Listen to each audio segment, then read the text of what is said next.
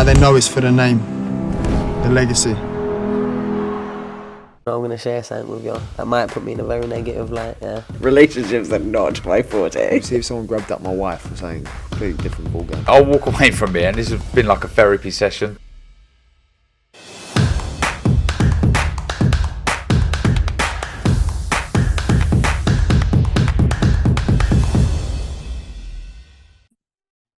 Andrew McCART, IFL TV, proudly sponsored by Everlast. I've got to say I'm delighted to be joined by the man himself, Liam Smith. Liam, first and foremost, I saw on Instagram that you were out in Dubai with your lovely family, man. How was the downtime? Yeah, it was good, mate. I had a good break, obviously.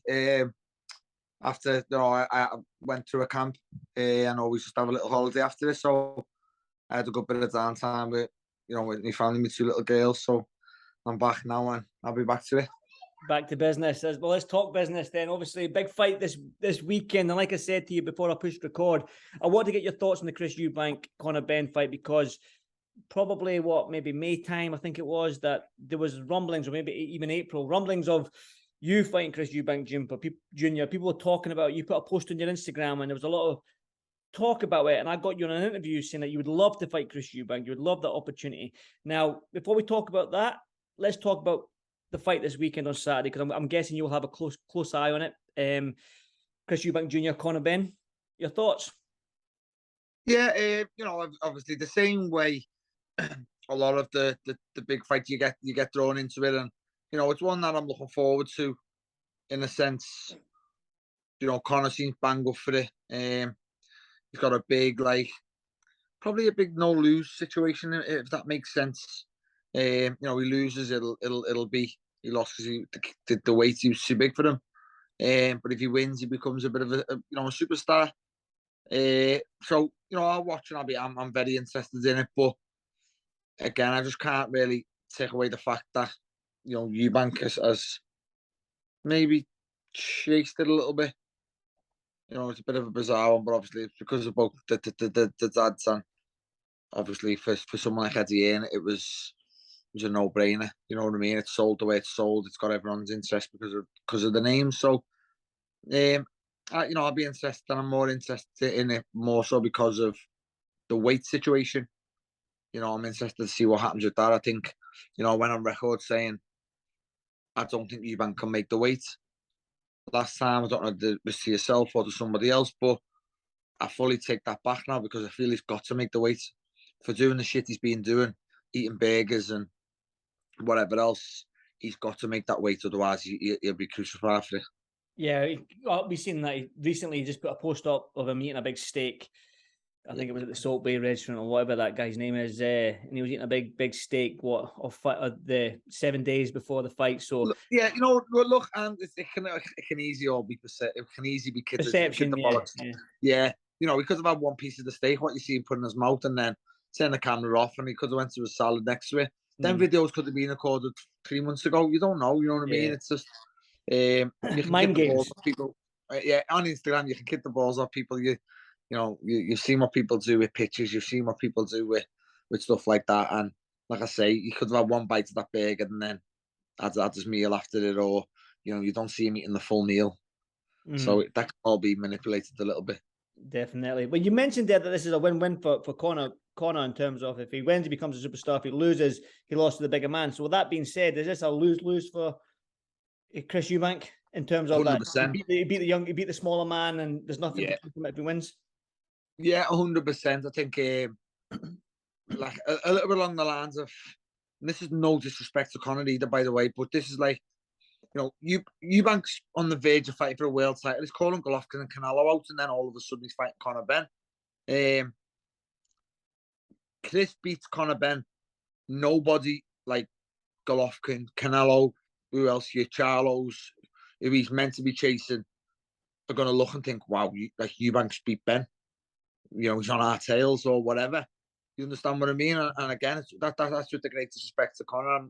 It's nothing to do with him as a fighter, and I'm not downgrading him. I'm just saying he's a welterweight on the rise, and has a very, very good career. He's progressed very well, and he's got better and better. But the whole situation is just a bit of a mad one, and it all just stems to the dad's names. If Chris Eubank called Errol Spence out, or Terence Crawford, who are the best two welterweights in the world, you think that's weird, that Mm. wouldn't you? You know what I mean? And then like, I just think it's a mad one. Like, if Liam Williams boxed Conor Benn, you'd think it's a strange one too. Mm. Do you understand? But obviously, the dad's names have brought them together, and you know, it's sold and it's worked wonders, to be fair. So, you know, they've all played the part in that. Yeah, but I've got that nostalgic feeling because I remember watching I was too young to remember the first fight, but I remember the second fight with my dad watching it on the couch.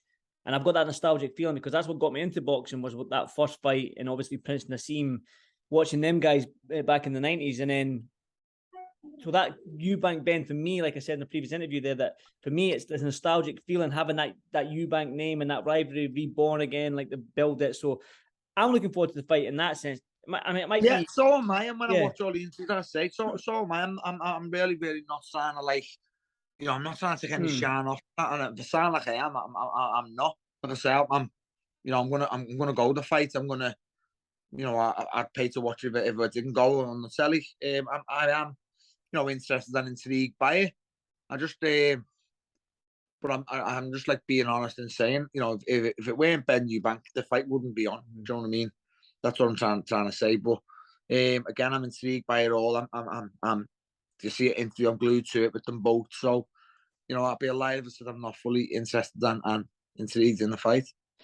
Well, let's talk about you then, Liam, because like I said to you a few months ago, you put that post out, the Eubank fight, and you get a lot of comments saying what a fight that would be. And again, me being a selfish boxing fan, I would love to see you two fight because I think you and Chris Eubank, maybe even you and Conor Benn, who knows? I think the way Conor fights is a good style for your style as well. So, I mean, you versus the winner or loser of this fight would be a good fight. So, would you fight the winner? Would you fight the loser of this fight next? I'd fight the winner. I wouldn't really fight the loser. The loser, I'd have like, I don't mean nothing to gain because obviously, you know, money talks in boxing. But there's no really point in me fighting the loser. You know what I mean? If Chris lost, he gets slaughtered. He lost to Conor, who's a welterweight, basically. If he loses, he basically it'll all be classed as, you know, every time he's fought someone half decent, he's lost. Mm-hmm. So there's no relevancy. It's not really relevant for me to fight him. If Conor loses, he probably go right back to 147. And you know, again, there's never ever been any talks of me fighting Conor. It's pointless me fighting Conor.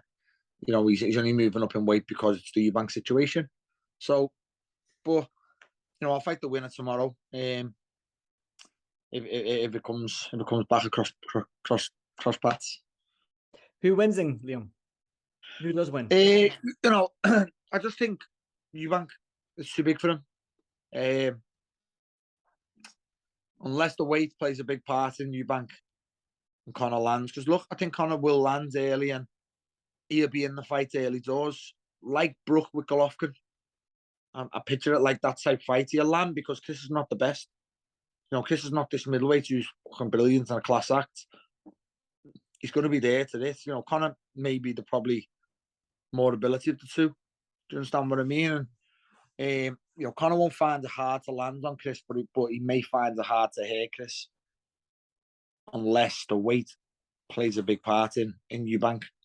If his punch resistance isn't the same, Conor's got a chance. But if the weight doesn't hurt him, is in his chin, I just think he's too big. And over the course of the fight, Conor hasn't done 8, 10, 12 rounds a number of times. You know what I mean? I think Eubank's done it a few times now. So I just think over the fight, over the periods of time with the weight and the natural weight, I think Eubank wins.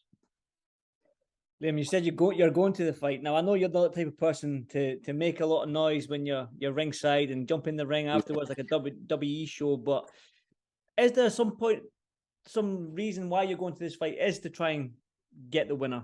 No, and I wish I could. I wish I'd be close enough to shout something, mate. By all accounts, I'm gonna have to see what ticket I can try and grab with a couple of mates I'm going. But you know, there's no tickets. I'm not with Matchroom no more, as you know, so I can't really call on Eddie for the favour.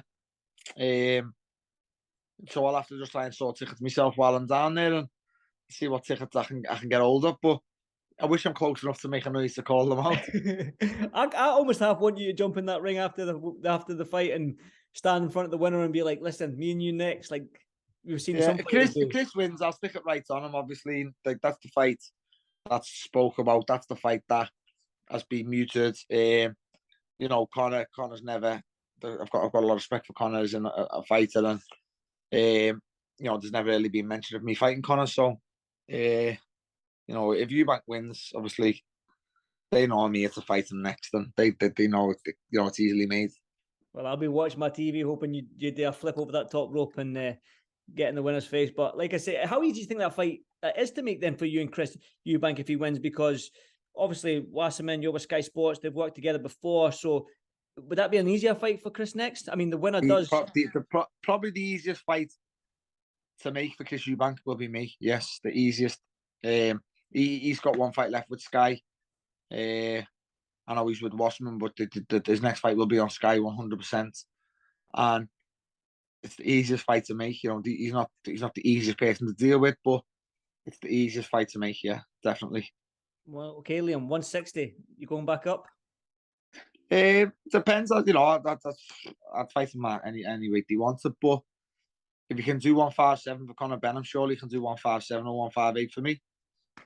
But either or, I'm not gonna, like I said, I'm not gonna hold them to all ransoms and rehydration clauses and all that. You know, maybe 158 to rehydrate, or whatever you want. I'm happy with that.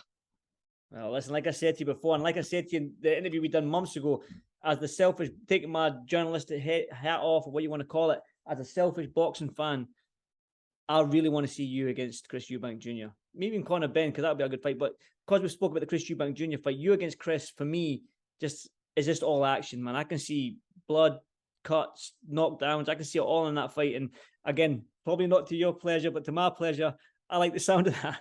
I like the sound of it too. I'm a weirdo like that. I like the sound of that too, mate, to be honest with you. And you know, you ask anyone who knows me, my brothers call me weird for it. You know, I remember saying the best feeling for me is when they knock on your door and say it's your ring walk time. And me too, Callum and Steve both said to me, "You're a fucking weirdo." The best feeling is when you've won and you're walking back into changes. And I was like, no, my best feeling of a fight day is the little knock on your door right at the time, your ring walk. There you go. And they're like, no, their best feeling is walking back when you won. Yours is going to the ring to tell. That's going to fight, yeah. That's and that's no word of a lie. So, you know, I like the sound of that too. Blood up and down. Well, maybe we're both some weirdos, but I'd rather you take the punches, no me, Liam. So, yeah. Listen, you're just back from your holiday to Dubai, man. I'm glad you had a good time, mate. And listen, if you're down in London, make some noise, and hopefully we can get this fight on. Because, like I said, I want to see it. But thank you so much for your time as always, Liam. And I'll probably catch up with you very soon. Sam, mate, nice one. Thanks for having me. Thank you, Liam. Bye-bye. Sam, mate. Step up. Apparently every fight's been a step up. I do the talk, make the noise, and give them the theatre, but then I put it on mute. I have always been seen in the wake, but it's time they've woken up. Now they know it's for the name, the legacy.